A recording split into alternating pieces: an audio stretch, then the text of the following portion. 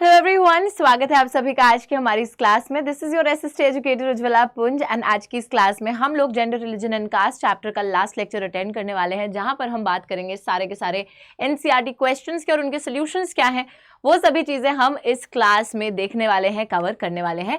तो एक एक क्वेश्चन जो कि आपकी बैक एक्सरसाइजेज में एनसीईआरटी में गिवन है, हर एक क्वेश्चन को देखते चलेंगे बच्चों, और उसका क्या आंसर होना चाहिए ये भी मैं आपको बताती चलूंगी। तो ध्यान दीजिएगा, क्योंकि ये क्वेश्चंस आपके board exam point of view से बहुत ही ज्यादा इंपॉर्टेंट है। इनको किसी भी हालत में आप इग्नोर नहीं कर सकते हो, फर्स्ट प्रायोरिटी पे आपको ये पढ़ने हैं। ठीक है, सबसे पहला क्वेश्चन यहाँ पर आता है हमारे एनसीईआरटी का, जो कि क्या लिखा है, मतलब देखिए, mention different aspects of life in which women are discriminated और डिसएडवांटेज्ड इन इंडिया। तो वो कौन कौन से अलग अलग पहलू हैं जिसमें महिलाओं के साथ भेदभाव करा जाता है, उनका शोषण करा जाता है भारत देश में।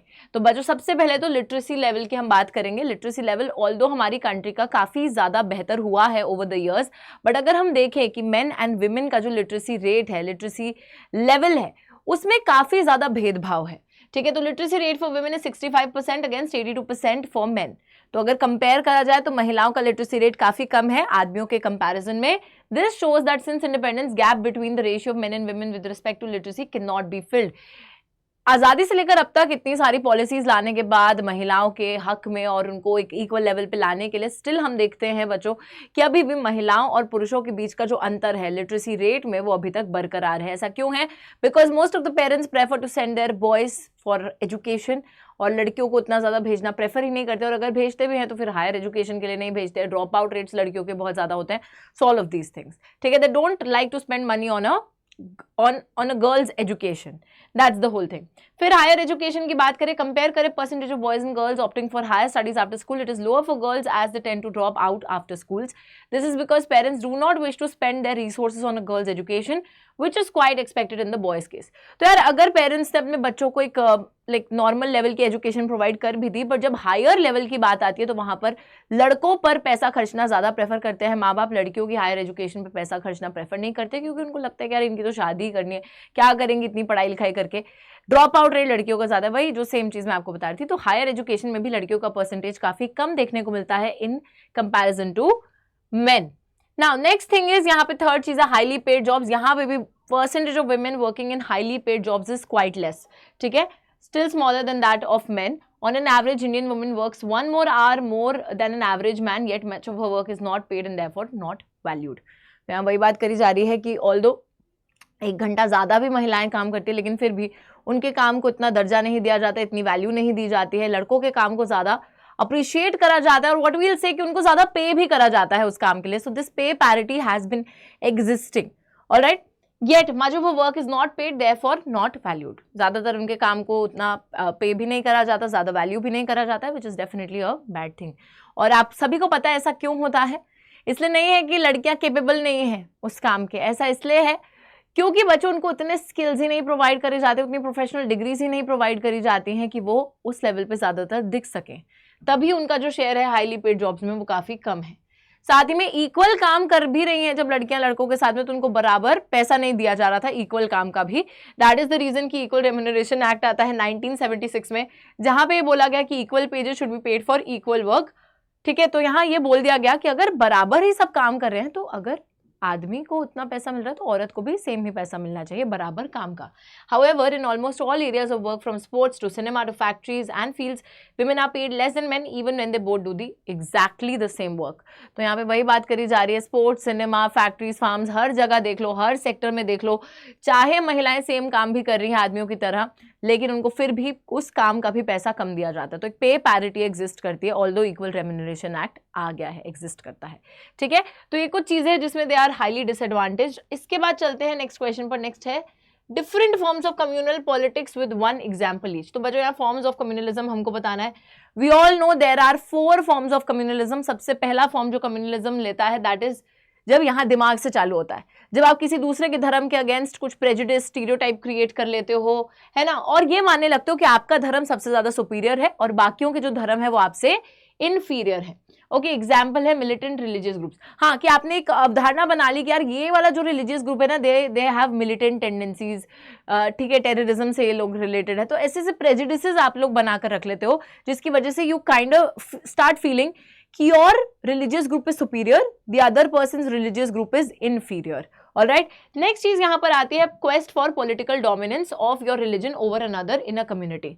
ठीक है, फिर क्या करोगे आप, इसी अगर कम्युनल टेंडेंसी से चलते हैं तो आप ये कोशिश करेंगे कि आपकी जो कम्युनिटी है यानी कि आपका जो धर्म है वो पॉलिटिक्स पे भी हाथ जमा ले, वहां पर भी कब्जा बना ले, ताकि एक मेजॉरिटेरियनिज्म आ सके जहां पर जो गवर्नमेंट है वो भी मेजॉरिटी की बने और मेजॉरिटी के लिए ही काम करे और बाकी माइनॉरिटीज को डिसरिगार्ड कर दे। वहीं पर जो माइनॉरिटी ग्रुप होगा जो कि कम्युनलिज्म से ड्रिवन होगा, वो ये चाहेगा कि वो कंट्री से अलग हो जाए, सेपरेटिस्ट टेंडेंसीज लाएंगे, वो अलग होने की बात करेंगे, अलगाववाद की बात करेंगे, तो वो सारी चीजें चलेंगी। ठीक है, for example rift between political parties based on religion, तो यहाँ पर पॉलिटिकल पार्टीज की जो लड़ाइयाँ होती है रिलीजन के बेसिस पर, वो एक एग्जाम्पल हो गया। तीसरी चीज है मोबिलाइजेशन ऑन रिलीजियस लाइन्स। तो पॉलिटिक्स में लोग जो है अपने ही धर्म के लोगों को इकट्ठा करने की कोशिश करते हैं, अपना सपोर्ट बढ़ाने की कोशिश करते हैं रिलीजियस लाइंस पर यानी कि धार्मिक चीज़ों पर। तो यहाँ पर वही बात है कि सेक्रेड सिंबल्स का यूज़ करना, सेक्रेड लीडर्स जो रिलीजियस लीडर्स हैं उनका यूज़ करना। ठीक है, तो ये सारी चीज़ें करी जाती है। लास्ट में आता है कम्युनल वायलेंस, जो कि लास्ट फॉर्म होता है, सबसे घटिया फॉर्म होता है कम्युनल, अगर हम बोले कम्युनलिज्म का, कम्युनल पॉलिटिक्स का, जहाँ पे violence, riots, massacre, it is the most extreme form of communalism. And तो पार्टीशन के टाइम पर भी कम्युनल राइट्स होते हैं, you can write that as an example. All right, third question पर आते हैं। थर्ड क्वेश्चन क्या है, कास्ट इनइक्वालिटीज आज कैसे कंटिन्यू हो रही है। तो बच्चों कास्ट सिस्टम तो कब का हमने खंडित कर दिया, लेकिन फिर भी आज भी कास्ट के बेसिस पर जो असमानताएं हैं वो कंटिन्यू हो रही हैं। ऐसा हमें कैसे पता चलता है, तो नेशनल सैंपल सर्वे ऑफिस के मुताबिक एविडेंस इकट्ठी हुई है कि कौन कौन सी कास्ट इनइक्वालिटीज आज भी भारत में मौजूद हैं। तो देखिए, एवरेज इकोनॉमिक स्टेटस, तो मंथली इनकम, कंजम्पशन, एक्सपेंडिचर के बेसिस पे इकोनॉमिक स्टेटस निकाला जाता है कास्ट ग्रुप्स का, और आज भी जो अपर कास्ट थी उनका इकोनॉमिक स्टेटस बेहतर है, और Dalit, Adivasis are worse off, backward classes are in between. ठीक है, तो कहीं ना कहीं इकोनॉमिक स्टेटस के बेसिस पर भी आपको वही सेम हायरार्की देखने को मिलती है कि जो अपर कास्ट थी वो ऊपर ही है सोसाइटी में और बाकी कास्ट है वो आज भी नीचे है। Although every caste has some poor members, the proportion living in extreme poverty below the poverty line is much higher for the lower caste and much lower for the upper caste, with the backward classes once again in between. यहाँ पे बात करी जा रही है, जो poverty line की आप बात करोगे तो पॉवर्टी लाइन में भी ज़्यादातर लोग लोअर कास्ट के या जो बहुत ही पिछड़ी हुई जातियाँ हैं उनके मौजूद हैं, अपर कास्ट के लोग काफ़ी कम हैं। तो इन सब चीज़ों से हमें थोड़े जो एविडेंस है इससे पता चलता है कि आज भी कहीं ना कहीं वो कास्ट इनइक्वालिटीज़ मौजूद है, डिस्पाइट हमने बहुत सारे मेजर्स इंट्रोड्यूस करे हैं, लेकर आए हैं इन लोगों के अपलिफ्टमेंट के लिए, still there are caste inequalities present. Next है क्वेश्चन, फोर्थ क्वेश्चन, फटाफट से देखते हैं। 2 reasons that caste alone cannot determine the election results in India। 2 कारण देने हैं कि सिर्फ कास्ट के बेसिस पे इलेक्शन रिजल्ट्स नहीं दर्ज हो सकते हैं। तो ये बच्चों ऑब्वियस सी बात है कि कोई भी पार्लियामेंट्री कॉन्स्टिट्यूएंसी ऐसी नहीं है जहाँ पे किसी एक सिंगल कास्ट की क्लियर मेजॉरिटी हो, और हर पार्टी को पता है कि यार अगर कोई कास्ट थोड़े ज़्यादा नंबर में तो हर पार्टी उस सेम कास्ट के लोगों को उतार देगा, कैंडिडेट्स को उतार देगा, और फिर ज़रूरी भी नहीं है कि हर कोई जो उस कास्ट ग्रुप का के मेंबर्स हैं वो किसी एक पार्टी के मेंबर को वोट करे, तो वोट्स डिवाइड भी हो जाते हैं। ठीक है, तो no party wins the votes of all the voters of the caste और community. When people say that the caste is vote bank, it usually means that large proportion of voters from that caste vote for that party. साथ ही बच्चों लोगों का जो party की तरफ जो होता है, हम बोल सकते हैं डिवोशन, वो ज़्यादा होता है, कास्ट की तरफ अपना इतना नहीं होता है। ठीक है, तो इन सब चीज़ों की वजह से हम ये बोल सकते हैं कि सिर्फ कास्ट अकेला जो है इलेक्शन रिजल्ट को डिटर्मिन नहीं कर सकता है, उसके अलावा बहुत सारे फैक्टर्स होते हैं जो कि इलेक्शन रिजल्ट को डिटर्मिन कराते हैं। एंड रूलिंग MLAs MPs हमेशा अपनी सीट हारते ही हैं, ऐसा तो नहीं है कि कोई परमानेंट विनर ही बन जाता है। सो दैट ऑल्सो शोज कि कास्ट उतना ज़्यादा भी कोई वो चीज़ नहीं है कि जो जिससे इलेक्शन रिजल्ट ही डिटर्मिन हो रहा है। ऑलराइट, नेक्स्ट है इंडिया की लेजिस्लेटिव बॉडीज में, यानी कि बच्चों जब हम राजनीति की बात करते हैं और लोकसभा राज्यसभा की बात करते हैं तो वहाँ पे महिलाओं की रिप्रेजेंटेशन का क्या स्टेटस है। तो देखो यहाँ पे बताते हैं कि 10 lakh elected women representatives rural urban local bodies में तो मौजूद है, क्योंकि वहाँ पर आपने रिजर्वेशन कर रखे हैं, 1/3 सीट्स रिजर्व कर रखे हैं महिलाओं के लिए।